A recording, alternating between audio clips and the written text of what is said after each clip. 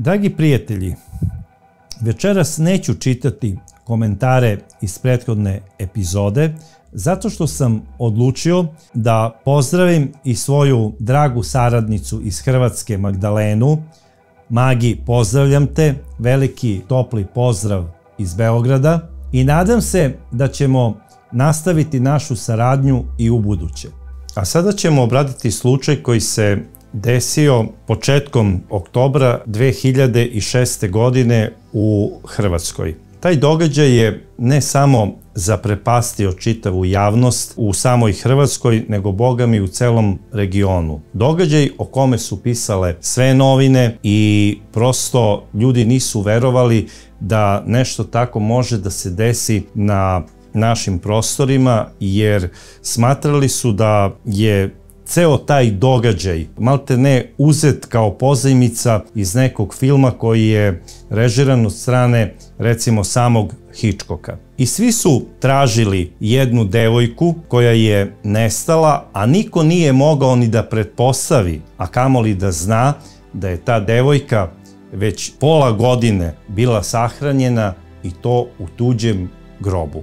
Ko je zapravo bila ta devojka? Ta devojka je bila Anita Kulaš, devojka koja je rođena u porodici skromnog imovinskog statusa 2. februara 1990. godine u mestu Dugo Selo u blizini Zagreba. Ona je sa porodicom živela u naselju Lukarišće koje je udaljeno nekih 20 kilometara od Dugog Sela i u porodici pored oca Josipa i majke Višnje imala je i mlađu sestricu. Ova devojčica Anita od samog odrastanja kao mala curica volela je da se igra sa lutkicama, barbikama i tome slično i glavna njena igra je bila to da im je pravila frizure. Majka i otac su govorili, ova mala sigurno kad odraste bit će frizerka. Što je majka prokomentarisala, to bi baš volela da i ja jednom počnem da sređujem svoju kosu kod prave frizerke. Devojčica kako je odrastala, ona je počela da namešta frizure i mami i tati. Najomiljenija igra je bila tako što bi češljala svoju majku, što bi joj stavljala one papilotne, neke uvojke, da bi mama izgledala što lepša i volela je čak da se igra i sa tatom. Pravila je i njemu uvojke i stavljala šnalice u kosu. Čak i kada bi došli neki rođaci prema kojima je mala Anita osjećala dozu simpatije, ona bi im odmah sređivala frizure. I svi su bili oduševljeni tim njenim ranim interesovanjem da jednog dana postane frizerka. Dok su mnogi maštali o tome kako će postati pevači, glumice i mnoge devojčice su maštale o slavi, ova devojčica je imala jedno sasvim normalno i zdravo razmišljanje da jednog dana završi školu za frizera i da počne da sama sebe izdržava i da doprinosi kućnom budžetu, odnosno budžetu svoje porodice. I kao većina seoskih devojčica, ona je odrastala sa svojim komšijama i volela je da se druži sa dečacima. Ako dečaci igraju fudbal, ona bi volela da bude deo tog tima. I to devojčice na selu onako baš praktikuju, da učestvuju u tim muškim igrama. I naravno, tu su dolazile sada i neke druge zanimacije koje je nosio 21. vek, tipa internet i sve to što ide uz tehnološki razvoj. Ali ova devojčica u školi bila je vrlo dobar đak, pomagala je majci na selu oko tih poslova oko kuće, jer majka je bila domaćica, dok je otac radio u raznim firmama. Kako bi se gde ukazala neka prilika da dobije bolje plaćeni posao, on bi prihvatao taj posao jer znao je da radi više tih poslova i zanata i on bi radio bolje plaćeni posao. A usput je radio na poljoprivrednom imanju koje su oni posjedovali u Lukarišću pored Dugog Sela. U selu Lukarišću gdje je odrastala Anita Kulaš bilo je puno devojčica. Ona se družila i sa devojčicama koje su bile i nešto mlađe od nje, sa devojčicama njene generacije, ali se družila i sa devojčicama koje su malo starije od nje. Zapravo njena najbolja drugarica je bila 2 godine starija, rođena je 1988. godine i zvala se Ivana Bertak. Ova devojčica je, iako 2 godine starija, ona je po fizičkoj konstrukciji delovala dosta nežnije i krhkije u odnosu na malo mlađu Anitu. I Anita se u jednom periodu ponašala zaštitnički prema Ivani. I ako bi došao neki dečak i počeo bi tu nešto da priča Ivani i da je zadirkuje, tu bi odmah skočila Anita i zaštitila bi Ivanu. I u jednom trenutku neki ljudi iz komšiluka su čak mislili da je Anita starija od Ivane. Međutim, to nije bilo tako, devojčice su odrastale, svaka je išla u svoj razred, ali su se one posle časova družile. Šta je isto specifično za Anitu? Dok je ona odrastala krajem 7. razreda i početkom 8. razreda, ona je pokazala jednu pravu tinejdžersku buntovnost. Znala je da ponekad ode kod svojih poznanica i prijateljica u Zagreb i da ne dođe po 2-3 dana. To je u početku roditelje sluđivalo, ali pošto se ona redovno vraćala kući i roditelji su to na kraju sve praštali, u početku su imali i primedbe i prigovore i samih razrednih starešina iz škole gde je Anita išla, ali kasnije po završetku 8. razreda, kada je Anita upisala tako željenu srednju frizersku školu, ona je prestala sa ovim tinejdžerskim ispadima. I nije više išla u te mladalačke avanture odlaska od kuće na po nekoliko dana. I roditelji su bili presrećni i zadovoljni. Naravno, da bi ona bila što bolji frizer, morala je da pohađa i praktičnu nastavu u nekom frizerskom salonu.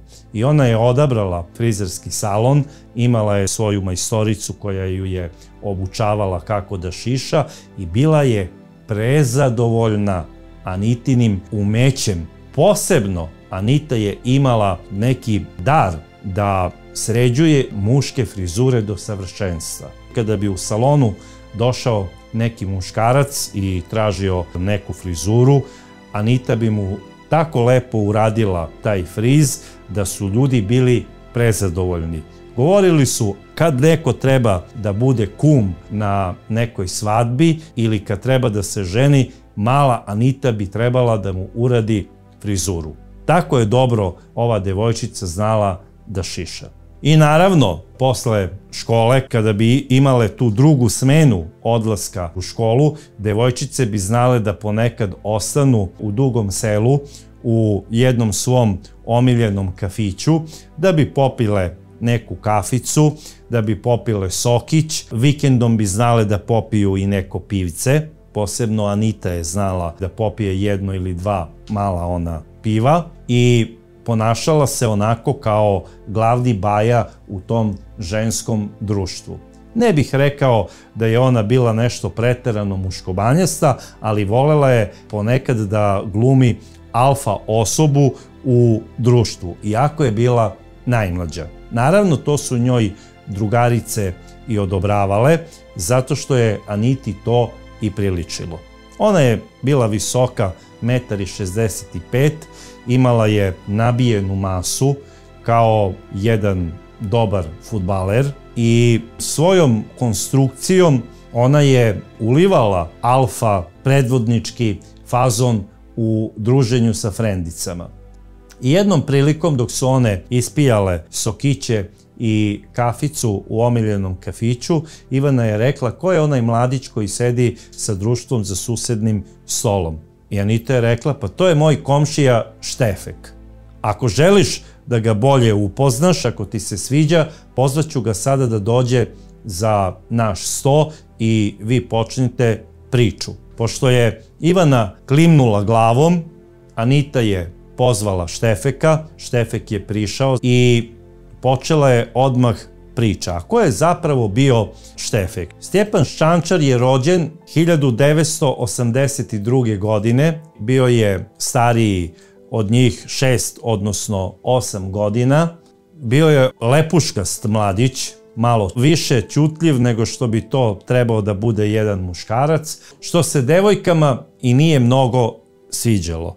Jer devojke najviše vole mladiće koji vole puno da pričaju i da su onako duhoviti. Štefek Šćančar je rođen u mestu Lukarišće, gde je završio i osnovnu školu. Bio je veoma loš đak. Jedva je završio 8. razred. Ja čak mislim da je on po nekoj uredbi i završio 8-godišnju školu, jer kao što znamo, u ratnim uslovima, kada traju neke vanredne situacije, dečaci i devojčice tu osnovnu školu dobijaju malte ne po direktivi. Tako da svi su se čudili kako je ovaj mladić mogao i da završi 8-godišnju školu, jer ga škola apsolutno nije zanimala. Jedva je naučio da čita i piše. To je više puta i rekao njegov otac Stjepan senior. On je dobio ime po ocu, a inače njegova majka Milica je govorila da je njeno dete jako inteligentno, ali eto, stidljiv je i bio je stalno izložen nekom podsmehu od strane devojčica i dečaka i da je on dobio kompleks od svega toga i zbog toga nije produžio dalje školovanje. I Štefek je te 97. godine završio osnovnu školu i rekao je ono sam sebi, a i roditeljima: "Zbogom školo, nisam te ni volao." Otac je uvek slegao ramenima kada bi počelo da se priča o školovanju njegovog mlađeg sina i govorio je: "Ja ne znam šta ću s njim. Sada ako neko nema bar 2 godine srednje škole, ne može raditi ni u gradskoj čistoći. Ne znam gdje ću Štefeka uposliti da sutra ima svoje parče kruha." Majka Milice je bila očajna zato što Štefek nije bio zainteresovan ni da upiše neki zanat, tipa da postane dobar keramičar, dobar moler ili možda da postane obućar, zidar, bilo šta, samo da ima neko radničko zanimanje kako bi mogao da radi u nekoj firmi i da ima svoju platu i parče hleba. I tog leta 97. godine oni su Štefeku govorili: "Ajde, počni malo nešto da čitaš, da spremaš, jer u avgustu ide avgustovski rok upravo za te škole koje imaju zanatska zanimanja." I Štefeka je uhvatila panika. Šta ću sad ako, ne daj Bože, položim prijemni? Morat ću opet u školu. Čak je u jednom trenutku svojim prijateljima i rekao: "Bože, ja bih voleo da ponovo počne rat i da odem na prvu liniju fronta ako treba, ali u školu nikako. Kad sam jednom uspeo da izađem iz školske klupe, tamo se više ne vraćam. Pre bih da odem u grob nego da budem rob školske klupe." I šta je Štefek uradio? On je bukvalno, hvala Bogu, ne otišao u grob, nego otišao na groblje Cerije, to je zapravo gradsko groblje Dugog Sela, i pitao je grobare što je video: "Dečki, recite mi kako ste vi došli do ovog posla, ja bih hteo da radim." I oni su rekli: "Vidi, sada za nekih 2 sata dolazi naš poslodavac, obratit ćeš se njemu, reći ćeš mu ovo što si nama sada rekao, jer nama je uvek potrebna mlada radna snaga, jer niko ne želi da radi ovaj posao. Ti si došao kao kec na 10, zapravo ne možemo da verujemo da pred nama stoji jedan tako zdrav, lep mladić i da traži posao na gradskom groblju u Ceriju. Da li si ti ozbiljan ili se ti šališ sa nama i sa našim zanimanjem?" On je rekao: "Ne, ja se ne šalim, groblje je za mene spas. Jer pre bih pristao da me vi sada u ovu raku odmah zatrpate, nego da u septembru pođem u 1. razred srednje škole. Molim vas, pomozite mi. I to je takav vapaj za pomoći bio da su oni, jadni grobari, osetili veliku dozu sažaljenja, bez obzira što su navikli na raznorazne stresne situacije.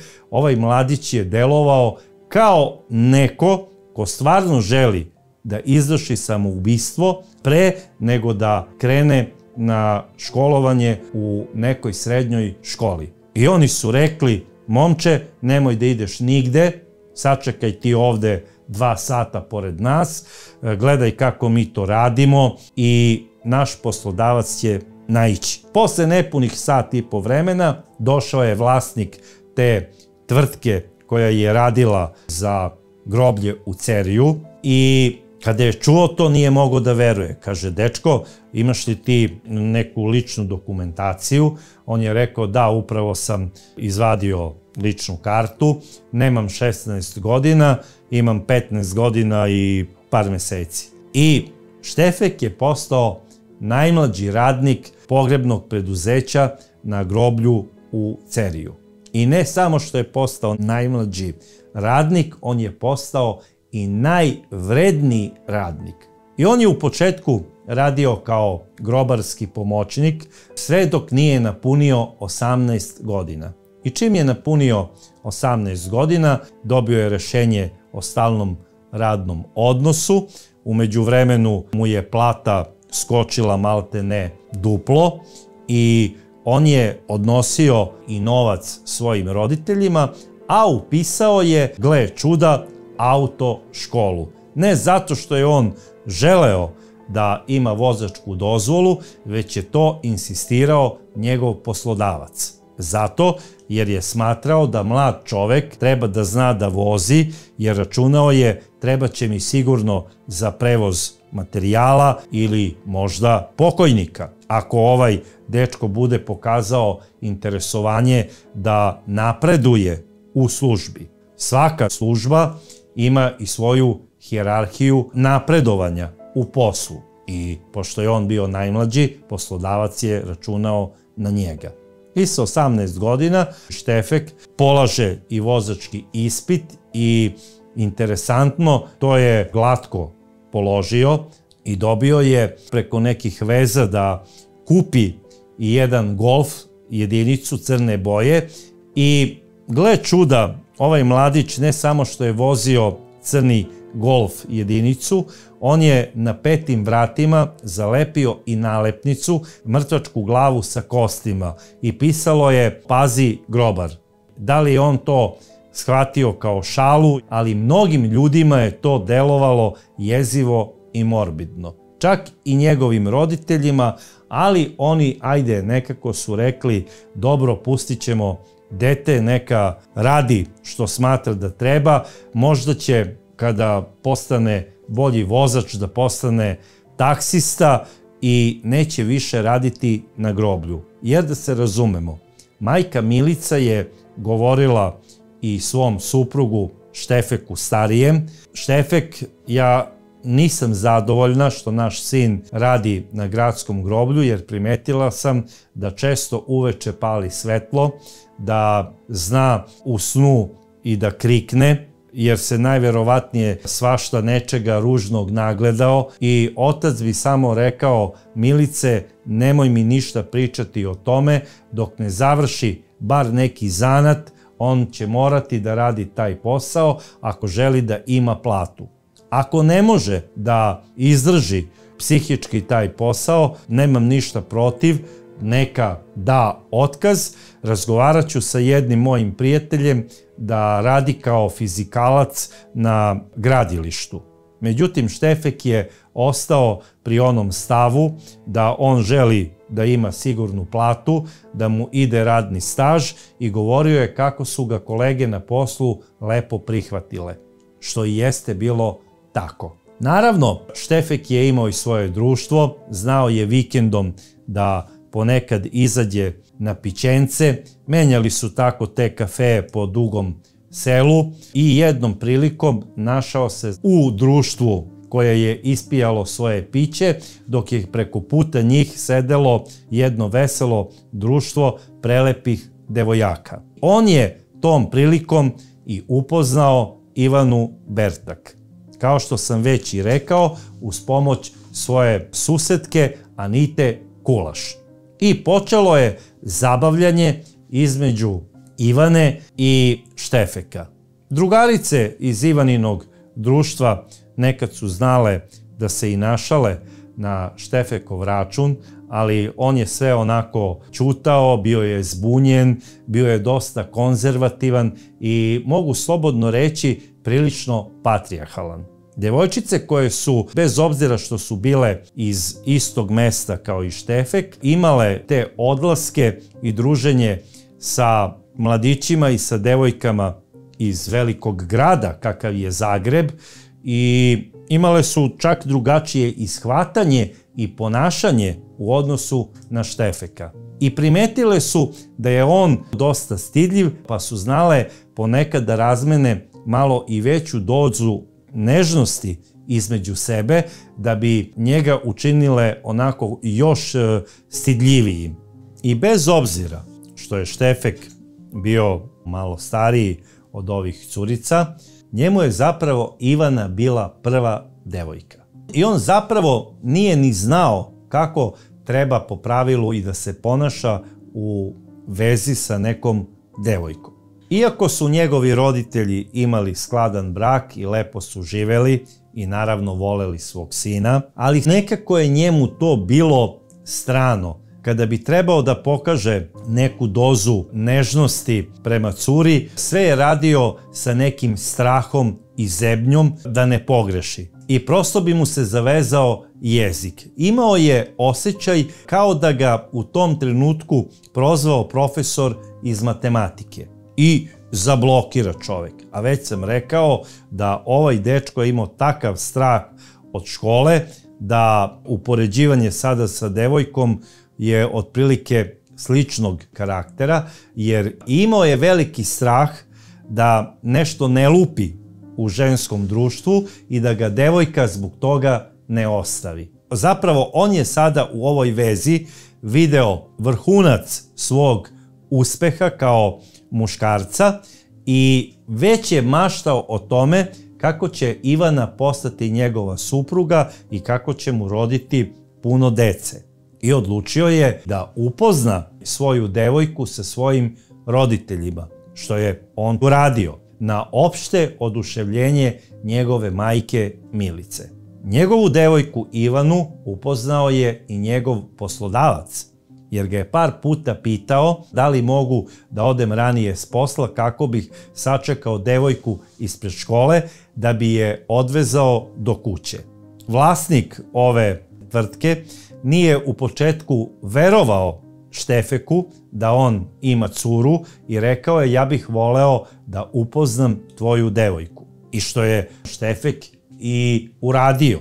Upoznao je Ivanu i svoga gazdu. Posle toga je gazda, kada bi odlazili po neki materijal do Zagreba ili do nekog stovarišta u okolini, usput kada bi prolazili pored neke devojke, on bi rekao: Štef, vidi kako je lepa i zgodna ova cura, a on bi rekao: gazda, mene to ne zanima, ja imam svoju Ivanu i ne želim da je varam tako što ću gledati sada neke druge devojke.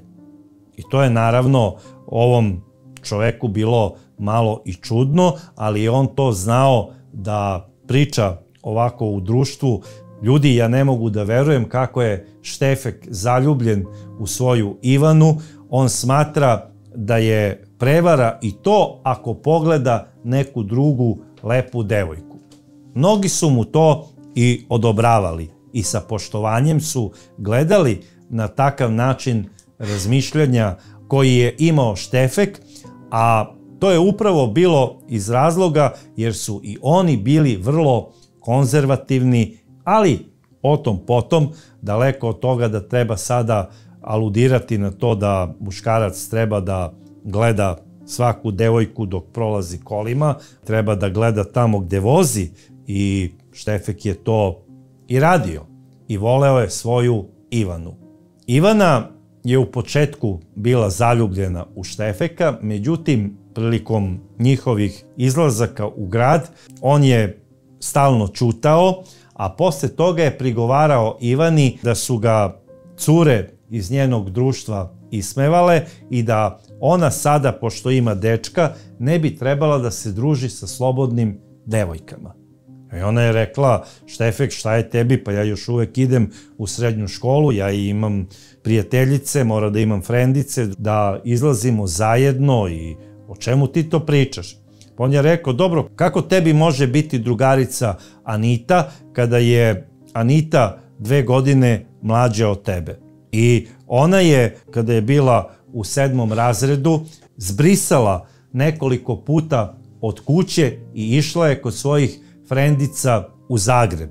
I tamo se provodila po kafićima. Kako ona može tebi da bude drugarica? Ona će te nagovoriti sutra da pobegnete zajedno u veliki grad, a veliki grad ima puno zamki i opasnosti za mlade i lepe devojke i možete završiti i u belom roblju. A ona bi rekla, daj Štefek, ne lupaj, zar si ti baš tako zaostao?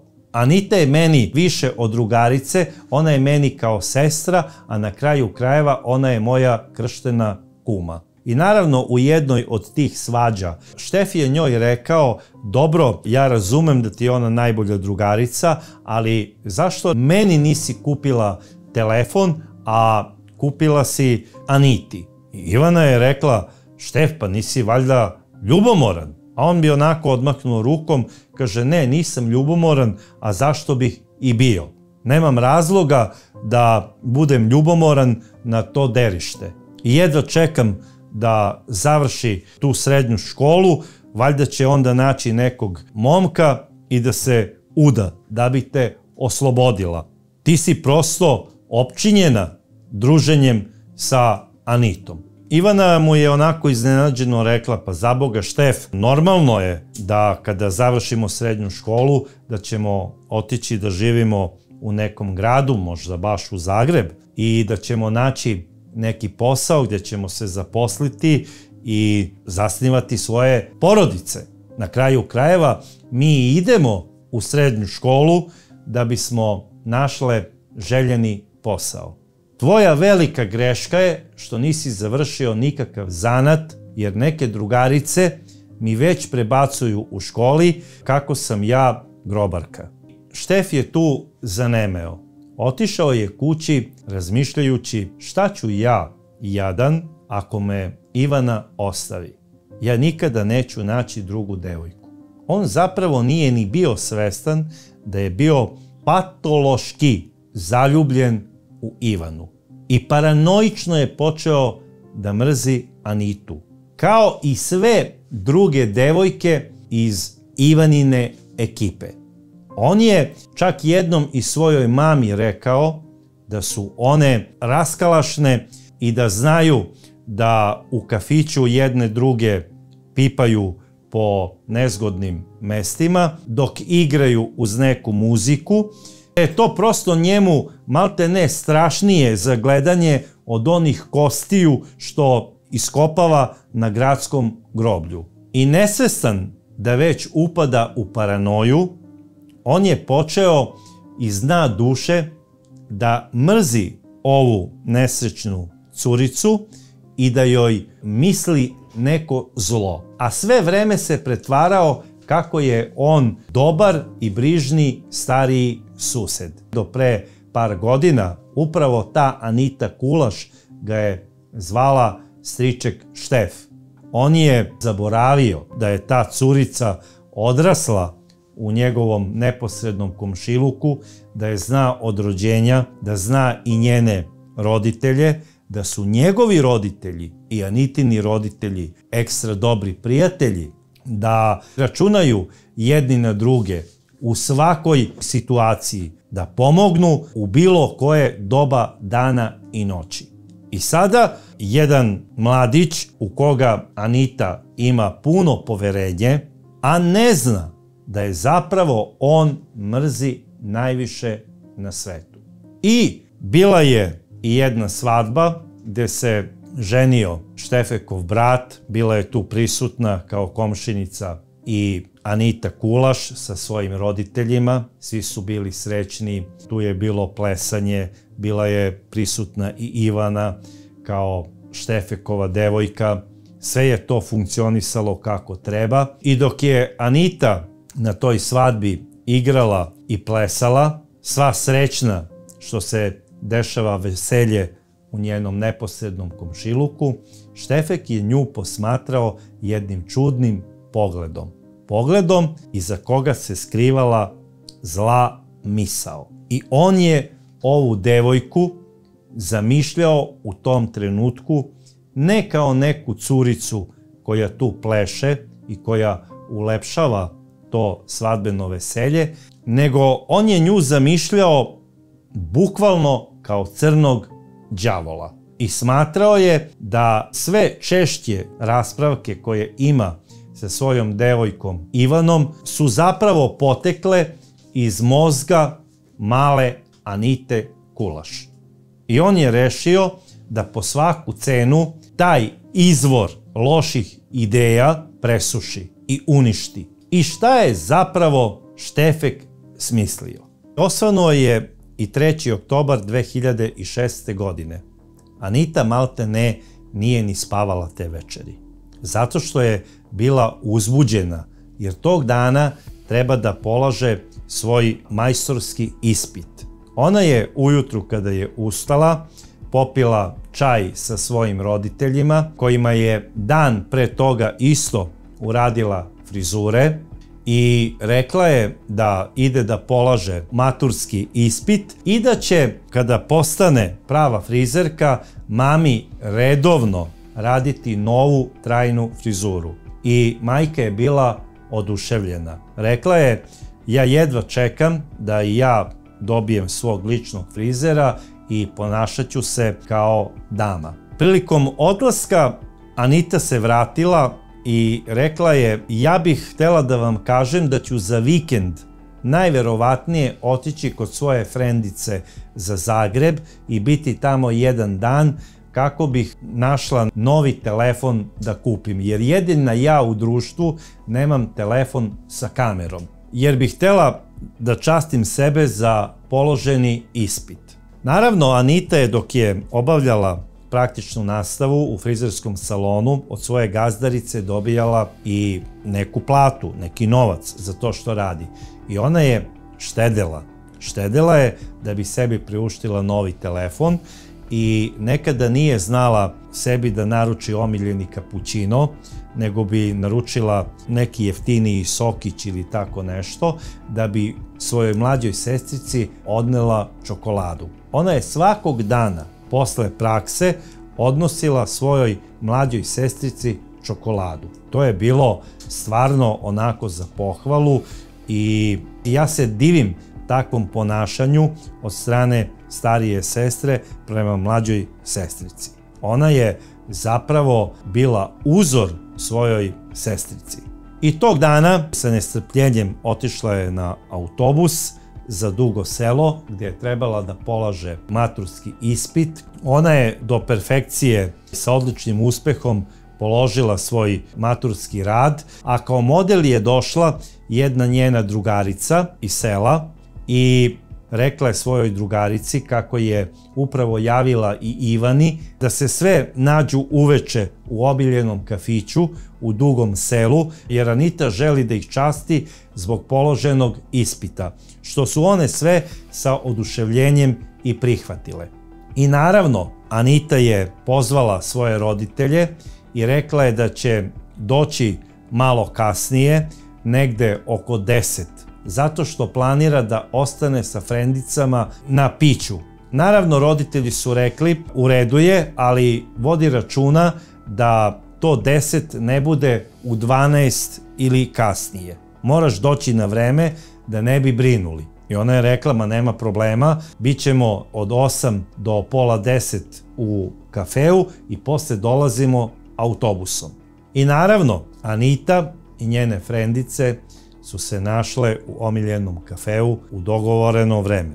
Tamo su one ćaskale, šalile se, smejale i pričale o raznoraznim lepim stvarima. I naravno o budućnosti. Sve su Aniti predviđale blistavu karijeru u poslu kojim će se baviti. I savjetovale su je kada bude rešila da otvori svoj salon, ode za Zagreb, jer ona je zapravo veliki talenat u tom poslu koji radi i da će tamo sigurno uspeti. S vremena na vreme, taj idilični razgovor i druženje prekidale su poruke koje su stizale Ivani od njenog momka ćutologa Štefeka. On je pisao poruke: dobro, do kada ćete biti u kafiću, kada krećete kući, treba li da dođem po tebe? I Ivana se u jednom trenutku javila i rekla je: Štefek, ne moraš da dolaziš po mene, sa frendicama ću iz kafea krenuti busom i idemo posle toga kući. Nemaš potrebe ti sada da dolaziš autom po nas. I on je odgovorio: ok, onda idem ja i kao spavam. Kada je došao taj trenutak da one odu na bus za svoje selo Lukarišće, opet je stigla poruka od Štefeka Ivani i rekao je: da li ste krenule? Ona je opet nazvala telefonom i rekla: evo da, upravo ulazimo u bus i bit ćemo za 15 minuta kući, nemoj više da si dosadan. Štefek je rekao: dobro, laku noć, vidimo se sutra naveče. I tu se prekida telefonski razgovor.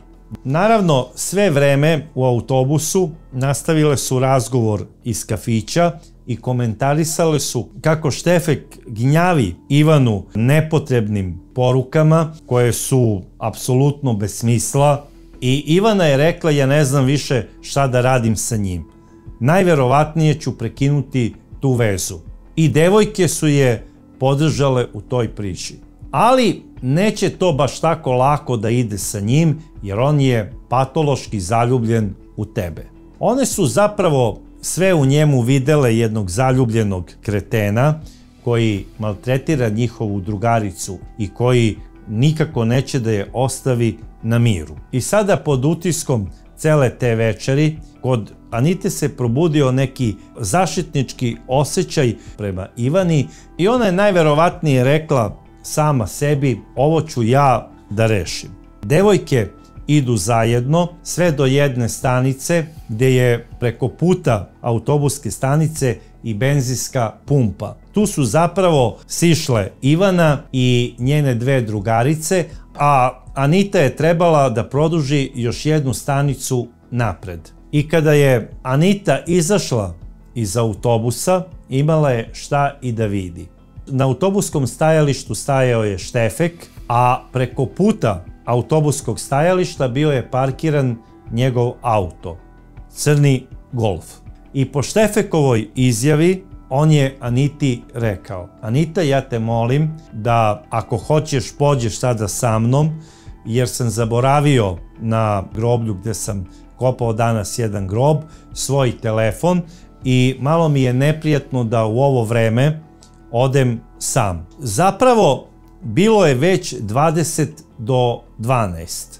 Anita je rekla: pa dobro, Štef, ako je tako, ići ćemo zajedno po moptel, to je svega 15 minuta tamo i vamo. Neće roditelji praviti veliku frku što malo kasnim kući, jer me očekuju. I ona je sela u crni Golf i krenuli su putem gradskog groblja.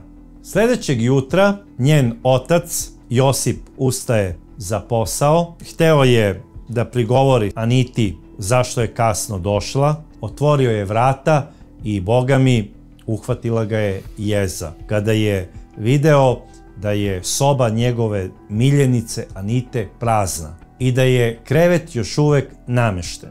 On je odmah ukapirao da Anita te večeri nije ni došla kući. Odmah je ušao kod supruge i rekao je: Dušo, imamo problem, nema Anite. Majka ko majka rekla je: dobro, možda se zadržala duže sa frendicama i možda je ostala da prespava kod Ivane, kao što je to radila i više puta do sad. Sigurno kada se curice naspavaju, Anita će doći kući.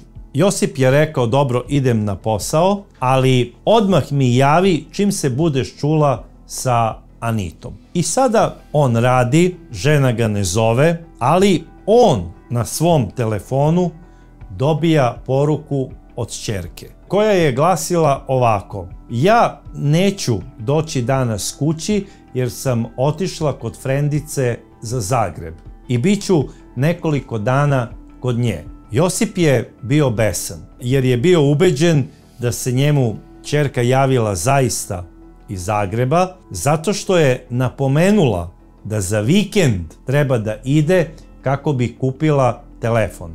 I pomislio je sigurno, devojka nije imala strpljenja, tu je sa njom u društvu bila frendica iz Zagreba i zajedno su prvim busom otišle za grad.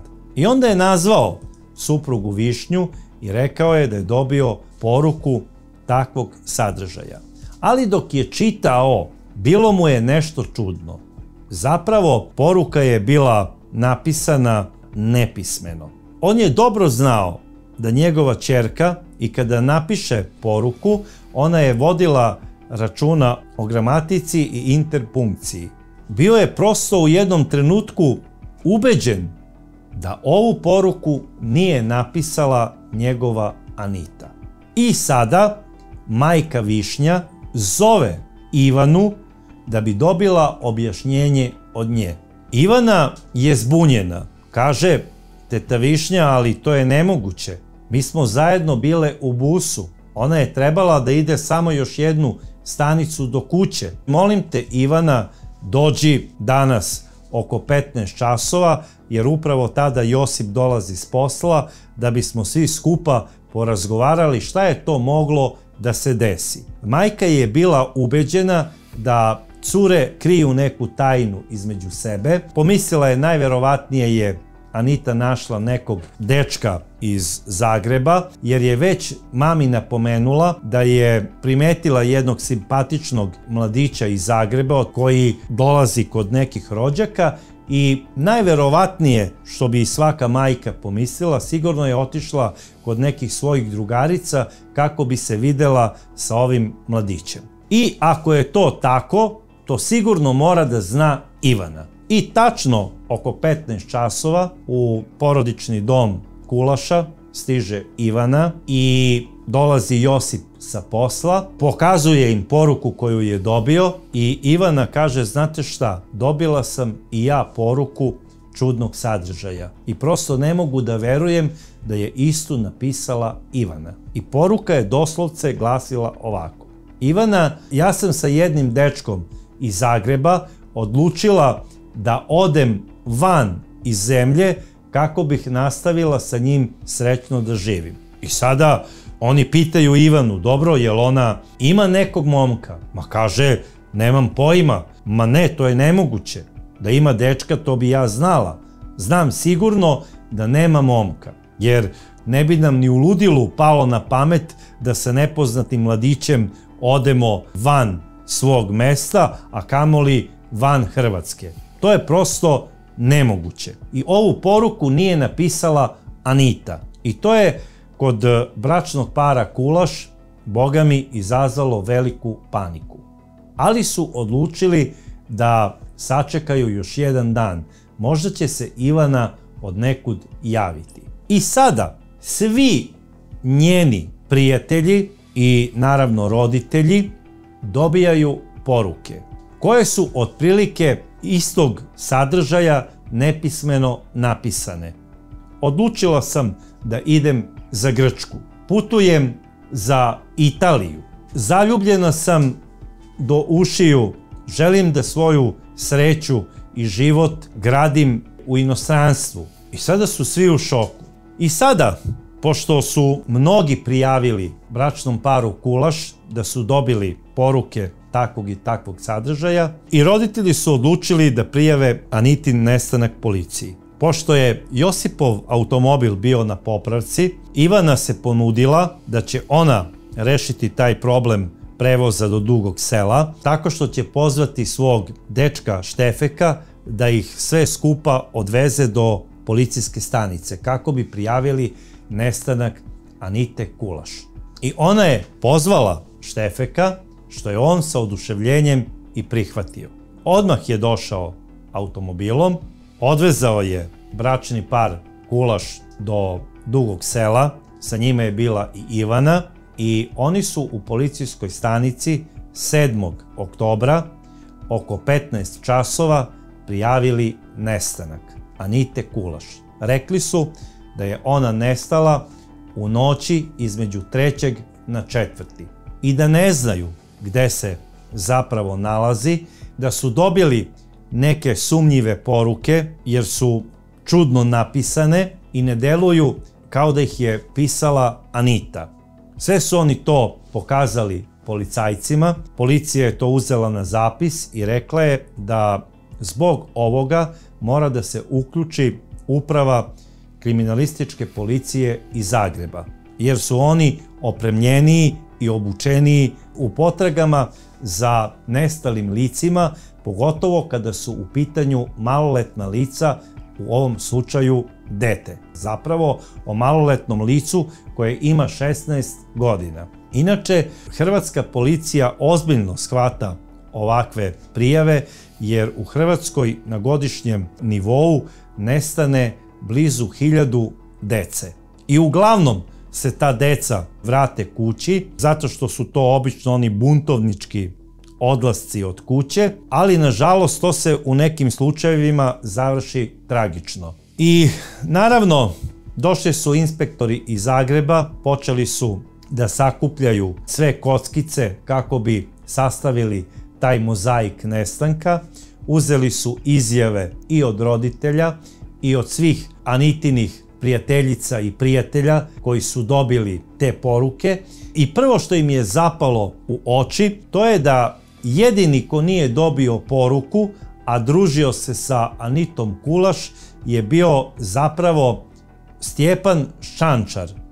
Kada su oni videli da je tog dana, kada je nestanak prijavljen, zapravo Šćančar dovezao roditelje, da je u toj priči od samog početka, odlučili su da obave informativni razgovor i sa njim.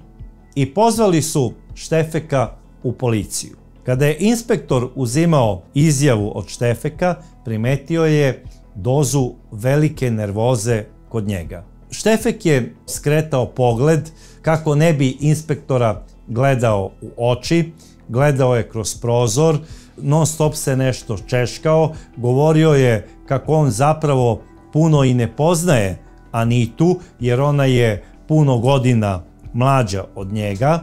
Pričao je kako je ona jeste najbolja drugarica njegove devojke, ali da on ne zna da li je ona imala nekog dečka ili ne i da, znajući kako je ona ranije bežala od kuće, sigurno imala nekog momka u Zagrebu, a da to niko nije znao i sigurno je s njim najverovatnije i otišla u inostranstvo. E sad, šta je meni ovde najčudnije u celoj ovoj priči oko nestanka? Nedelju dana pre Anitinog nestanka desio se jedan incident ispred diskoteke Sova u Dugom Selu. Naime, Anita i Ivana su plesale sa jednim momkom. To je bio pravi onaj mladalački ples, ničeg vulgarnog u svemu tome, ali Štefek je to video i bio je jako, jako ljubomoran. On je od svog društva tražio da ga podrže u onome što će da uradi i zajedno su izveli Ivanu i Anitu ispred diskoteke, a Štefek i njegovo društvo su usput premlatili nesrećnog mladića, a devojke, kada su bile izvedene, Štefek je na Ivanu vikao iz sveg glasa, a Anitu su Štefek i njegovi drugari i išamarali. I sada mi nije jasno kako da niko nije prijavio ovaj incident. Od svih onih prijatelja koji su znali nestalu Anitu, a pozvani su zbog onih poruka koje su primili. I policija iz Zagreba, kada je krenula u ovu priču, nije znala za događaj ispred diskoteke Sova, što je po meni jako čudno. Ali policija je dobro radila svoj posao. Oni su Anitin telefon stavili na mere, što znači praćenje telefona. Onog trenutka čim se uključi, odmah su hteli da ga lociraju sa kog repetitora stižu poruke. I kada je telefon uključen, sada bio je registrovan na baznoj stanici Martin Breg iznad Lukarišća. Čak su svoje saznanje saopštili i kolegama iz policijske stanice Dugo Selo. I policija je iz Dugog Sela odlučila da fizički pregleda ovo brdo Martin Breg kako bi pronašli neke tragove ili, daj Bože, Anitu, kako su se nadali, živu. U tom pretraživanju učestvovali su i mnogi meštani Lukarišća. Između ostalog, učestvovao je i Štefek. I to je bio jedan od najagilnijih u traženju nestale Anite. I posle ovog pregleda Martinog Brega, misteriozne poruke su prestale da dolaze. I policija je ustanovila da se više telefon ne aktivira. I šta se zapravo dešava dalje? Roditelji počinju da dobijaju anonimne telefonske pozive od raznoraznih ljudi. Neki su tražili čak i novčanu nadoknadu kako bi rekli gde se nalazi njihova Anita, jer su je videli zapravo u jednom noćnom klubu u Grčkoj. I to ni manje ni više nego na ostrvu Krit. Javio se navodno i neki čovek koji je govorio kako je dobio pouzdanu informaciju da ju je jedna ekipa prebacila sa nekim devojkama za Italiju i kako sada u Italiji, u Milanu, Anita se bavi prostitucijom. Javio se i jedan anonimni ženski glas koji je rekao da se Anita nalazi u jednom kupleraju u Rijeci, koji je zapravo salon za masažu. I policija je odmah obavila pretres ovog salona za masažu. Pronađene su tu neke devojke koje su se bavile između ostalog i prostitucijom, ali Anite nije bilo. Od Anite Kulaš ni traga ni glasa. I Anitini roditelji su gajili nadu da je njihova ćerka sigurno živa. I rekli su sami sebi, ma dobro, bolje je i da je otišla sa nekim mladićem, samo da je živa. Sve joj je oprošteno. Sirota majka je zvala i nekog proroka koji je rekao, ženo, džaba moliš i plaćaš mise za sreću i zdravlje tvoje ćerke, tvoja ćerka je mrtva. Ubio ju je čovek koji se bavi jednim čudnim mračnim poslom i njegovo ime počinje slovom S. I nesrećna majka je posle ovog razgovora pomislila da je njena ćerka završila kao žrtva trgovaca organima i bila je uplašena. Otišla je opet kod lokalnog sveštenika i uplatila je misu za sreću svoje ćerke. Toj misiji je prisustvovao i Štefek. I nikome to nije bilo čudno što se Štefek molio na misiji za sreću nestale Anite Kulaš i za njen brzi povratak, jer je on zapravo bio veliki vernik. Sve dok se to obavljalo, dok je majka razgovarala sa prorocima, dok je prisustvovala sa svojim prijateljima na tim misama gde se molila Bogu za sreću svoje ćerke, policija je radila svoj posao. Oni su obavili preko 350 operativnih razgovora sa meštanima tog sela, sa meštanima Dugog Sela i sa mnogim poznanicima i prijateljima koji su znali nestalu Anitu Kulaš. I od tih 350 ljudi koje su oni operativno obradili i od njih uzeli informacije, došli su do zaključka da najviše treba obratiti pažnju na najbolju Anitinu drugaricu Ivanu i na njenog dečka Štefeka. Naravno, neko od meštana progovorio je i o onom nemilom incidentu ispred diskoteke Sova. Takođe, neko je i rekao da ima informaciju kako Ivana i Anita nisu bile samo obične drugarice, nego čak i nešto više od toga, a da je Štefek zbog toga bio bolesno ljubomoran.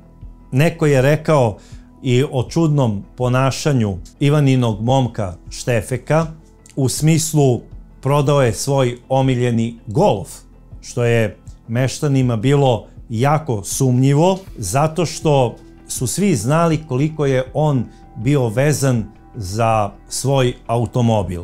Policija je odmah dala nalog da se pronađe kupac Štefekovog golfa i pronašli su kupca Štefekovog automobila. Policija je naložila da ovaj automobil ode na veštačenje, mada je načelnik policije rekao odmah da iako pronađu Anitine tragove u automobilu, to neće biti dokaz za sud, jer je normalno da se oni tamo nalaze zato što je ovaj mladić nju x puta vozio dok su se svi međusobno družili. Tako da to nije dokaz, ali su se nadali da će pronaći neki trag koji će ukazati eventualno na Štefekovu umešanost u Anitin nestanak. Računali su na to da pokušaju da ga urade na foru: mi znamo da se tvojim automobilom te večeri odvezao Anitu Kulaš kod nekih svojih ortaka koji su je preprodali u belo roblje. I sada tražimo tu ekipu gde ona boravi. I naravno, policija je zaista i pronašla Anitine tragove DNK u automobilu i otiske prstiju. Ali ne samo na zadnjem sedištu, što je bilo i logično da kao drugarica Štefekove devojke sedi pozadi, pronašli su njene tragove i napred, na mestu suvozača, i odlučili su da pozovu Štefeka ponovo na razgovor i da ovog puta budu odlučniji u smislu: mi znamo da si umešan u Anitin nestanak. Pa ako nasedne na priču, naseo je, ako ne, pustit će ga sa nadom da će sam sebe negde namestiti. Jer generalno oni nisu imali nikakvog dokaza da je ovaj mladić umešan u nestanak Anite Kulaš. Osim, naravno, sumnje. I trebalo im je priznanje. 1. februara 2007. godine, skoro 5 meseci posle Anitinog nestanka, policija je zazvonila na vrata porodičnog doma porodice Ščančar.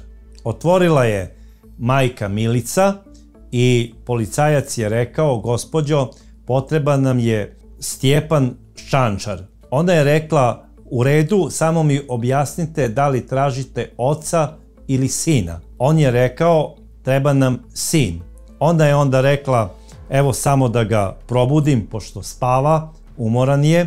Policajci su sačekali, ona je pozvala sina i pokazali su mu nalog za privođenje. Štefek je mirno otišao do automobila, seo je u policijski automobil i oni su ga odvezli za Zagreb. Po dolasku u policijsku upravu grada Zagreba, oni su promenili način razgovora sa Štefekom. Rekli su: Štefek, slušaj, mi imamo saznanje da si ti umešan u nestanak Anite Kulaš i imamo sigurne dokaze za sve to i da si nas sve vreme lagao i obmanjivao. Na njihovo opšte zaprepašćenje, Štefek je pocrveneo, uhvatio se za glavu i rekao je: znate šta, ja sam to morao da uradim, zato što se ona mešala u moju vezu.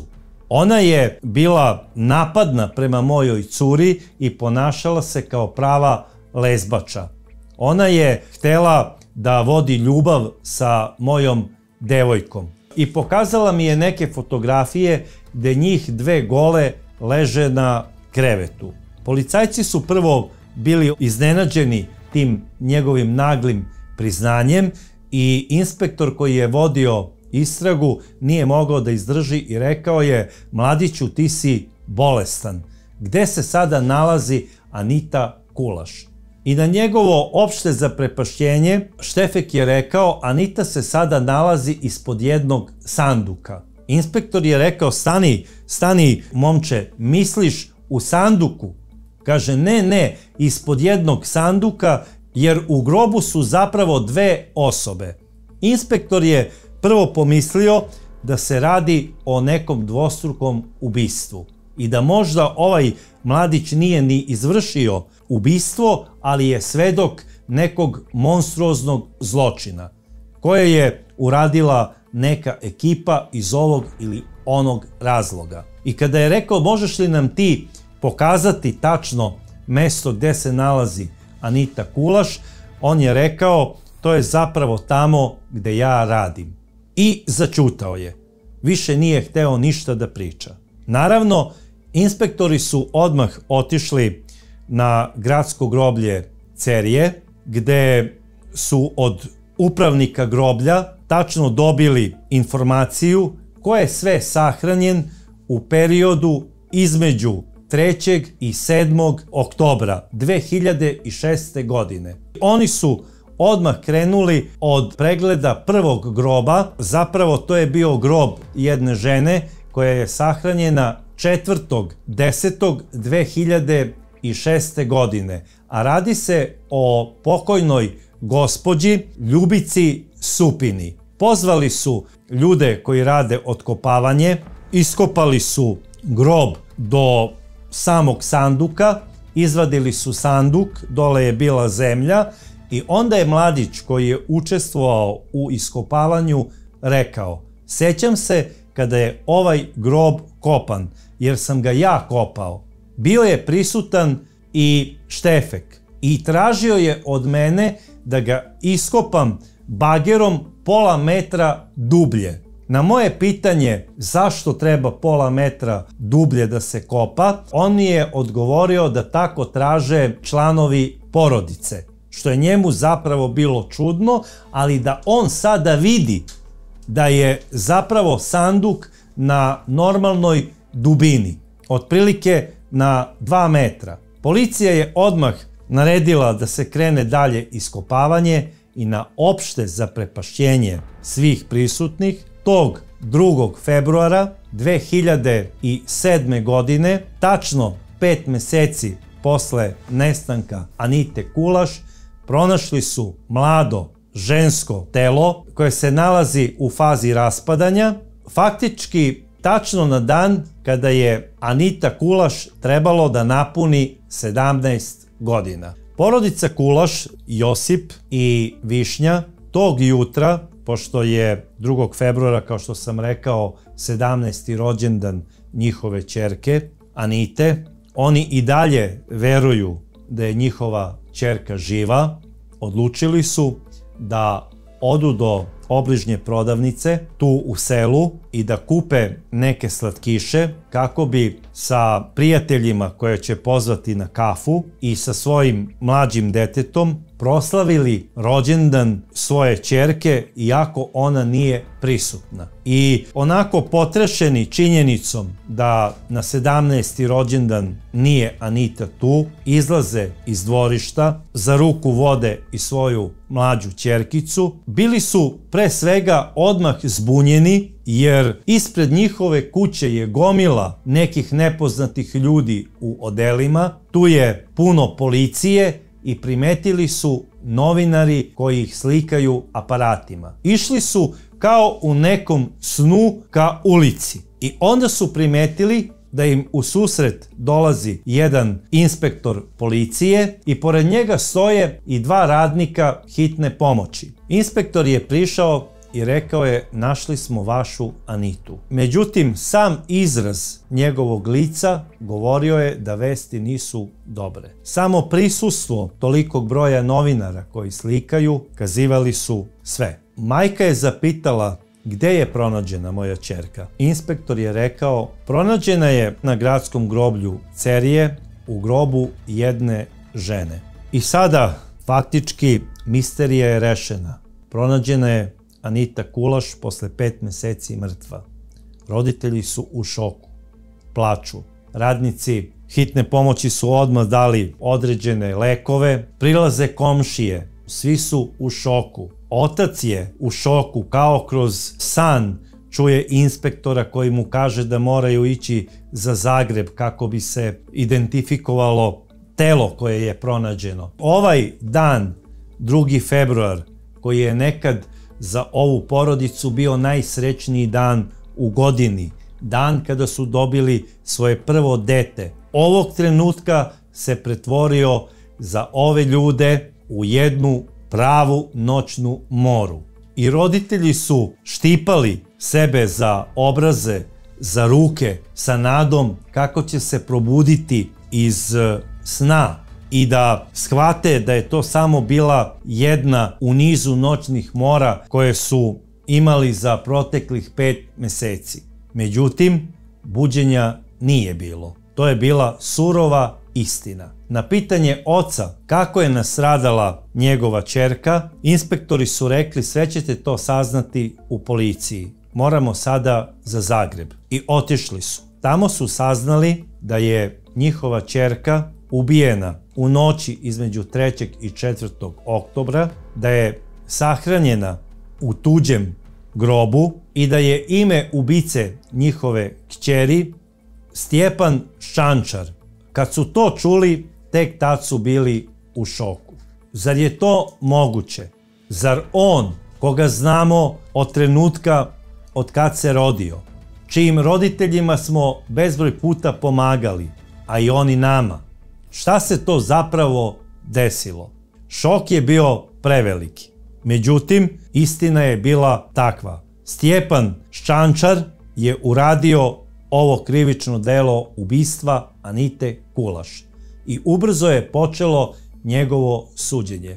On je od strane veštaka proglašen uračunljivim, utvrdili su da je ubistvo izvršio iz patološke ljubomore, jer je smatrao da Anita Kulaš želi da rasturi vezu između njega i Ivane Bertak i da je on odlučio da je ubije zato što su njih dve navodno u vezi.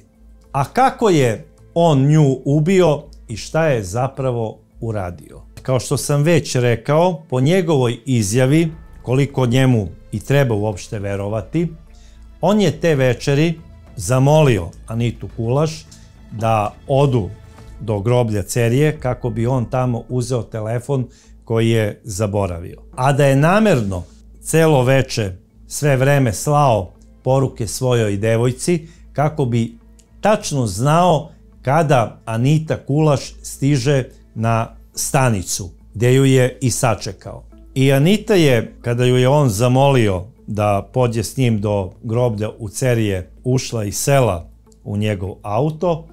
Sad, zašto je ona uopšte sela sa njim u auto? Najverovatnije da je imala jak razlog. A jedan od najbitnijih razloga za nju te večeri, što je htela da ubedi Štefeka da raskine vezu sa Ivanom. Jer bila je prisutna kada je ovaj slao 1.000.000 poruka i sama sebi je rekla: mi o Vuku, a Vuk na stanici. A nesrećna Anita nije ni znala da je nju zaista sačekao ne komšija, nego pravi Vuk. Kao nesrećnu i naivnu Crvenkapicu. Odvezli su se oni zaista do groblja Cerije, i to do groba koji je tog dana Štefek kopao sa svojim kompanjonom, ali nije ni znala da je taj grob pripremljen ne samo za sutrašnju sahranu, već i za neku sahranu koja treba da se upravo desi te večeri. I dok je Anita njemu objašnjavala razloge zašto ne treba da bude sa njenom drugaricom, Štef se samo okrenuo, uhvatio je snažnim grobarskim rukama za vrat i čvrsto je stegao. Tako što je taj stisak bio toliko jak da je čuo kada je pukla njena jabučna kost. Nesrećna devojka je odmah izdahnula. Ali sada Štefek, da bi bio siguran da je ona mrtva, sa njenih cipela skinuo je pertlu, obmotao je nekoliko puta oko njenog vrata i ponovo jako stegao. Tek kada je počela da curi krv na njenom nosu i ustima, on je prestao stezanje i tada je onu pertlu uvezao u čvor oko njenog vrata, da slučajno devojka ne bi došla do daha. Anitu je ubacio u već pripremljeni grob, uzeo je lopatu koja je tu čekala pripremljena i zatrpao je nesrećnu Anitu Kulaš. Kada je zatrpao, lopatom je dobro nalupao zemlju kako bi izgledala sabijena i dok je on sve to radio, počelo je da seva, da grmi i da pada kiša. On je samo pogledao u nebo i rekao je: Bože, hvala ti, jer posle ove kiše zemlja će stvarno izgledati kao da nema ničeg ispod. Kada je obavio Anitinu sahranu, uzeo je lopatu, odneo je do mesta gdje stoji grobarski alat, ostavio je, vratio se opet do groba da bi uzeo Anitinu belu tašnicu, u kojoj se nalazio njen novčanik sa nešto para, sa ličnom dokumentacijom i njen mobilni telefon. Mobilni telefon je stavio u džep, onda je otišao na gradsku deponiju i Anitinu tašnicu sa ličnim dokumentima je bacio na jednu gomilu koja je i pored kiše koja je padala još uvek gorela. Seo je u svoj automobil posle toga i odvezao se kući. Sutra dan je isto prisustvovao lično sahrani gospođe koja je trebala biti sahranjena u tom grobu, jer je za nju grob i kopan. I sve nam ovo ukazuje da je Štefek ovo ubistvo uradio sa jasnim umišljajem, bez ikakvog kajanja, i svojoj žrtvi je pripremio grob. Ne može on sada tu da se vadi na neku priču, iznervirala me je tako što mi je pokazala neke fotografije. Jer ako si to uradio u afektu, zašto si pripremio pola metra dublji grob? Nisi dovoljno, momče, proveo u školi, čak si i bežao sa časova, jer da si bio tamo prisutan, naučio bi mnoge stvari, pa između ostalog i neke mangupske stvari. A ti si ostao, zaostao i glup. Ta tvoja glupost u smislu slanja poruka sa njenog telefona te je odala. Jer ti si bio jedini iz njenog društva koji nije primio poruku sa njenog telefona. I sve poruke su poslate iz tvoje ulice gde živiš, Štefek. Takođe, nisi znao da je Anita imala i dnevnik. Kada su po drugi put dolazili kod njenih roditelja i kada su pregledali sobu nesrećne Anite Kulaš, uzeli su i njen dnevnik. Unutra nije pisalo da li je Anita u vezi sa Ivanom ili ne, ali je itekako pisalo da si ti sa društvom nesrećnu Anitu Kulaš išamarao ispred diskoteke Sova. I posle operativnim radom policija je i došla do potvrdnih informacija da je to tačno što je napisano. I kako je moguće, kada si davao izjavu u policiji, da se ti tog događaja ne sećaš? To je prosto nemoguće. Otkrio si se da si patološki bio ljubomoran na nesrećnu Anitu.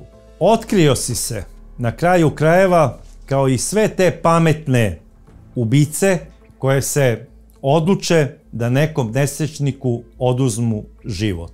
Ne postoji savršeni zločin, i ne postoji mesto koje može čuvati tajnu do sudnjeg dana, jer na brdovitom Balkanu čak i tajne izlaze iz groba. Suđenje Stjepanu Šančaru ubrzo je i otpočelo. Nepravosnažno je prvo osuđen na 27 godina. Da bi mu Vrhovni sud Hrvatske kaznu smanjio na 25, jer navodno Štefek je prilikom izvršenja ovog krivičnog dela bio emotivno rastrojen. A po ovom članu mogao je da dobije 40 godina, koliko je tužilaštvo i tražilo. Sada ja ne znam od kada to u sudskoj praksi ubici neko meri koliko je on patio i u trenutku ubistva nešto osjećao. To je nečuveno. I to nije samo slučaj u Hrvatskoj, to se dešava u celom našem okruženju. Čemu se ja veoma protivim, jer patnju može da osjeća samo žrtva i članovi njene porodice. A u ovom slučaju ubijena je sa umišljajem maloletna osoba. I to bi trebalo da bude otežavajuća okolnost, a njemu se emocije stavljaju u prvi plan. Prosto ne mogu da verujem. I to zašto je on izvršio ovo ubistvo? Zato što je sumnjao da ga devojka vara sa drugom devojkom. U stvari, gde je tu prevara? Ovaj dečko je toliko patrijarhalno zatucan da ja prosto nemam reči više koje bi mogao da kažem za njega. On je na izdržavanju svoje kazne i nadam se da će shvatiti jednog dana šta je zapravo uradio. A vi, dragi prijatelji, napišite kao i dosad vaše mišljenje u svojim komentarima koje ja sa nestrpljenjem očekujem. A do sledeće čudne priče ja vas pozdravljam.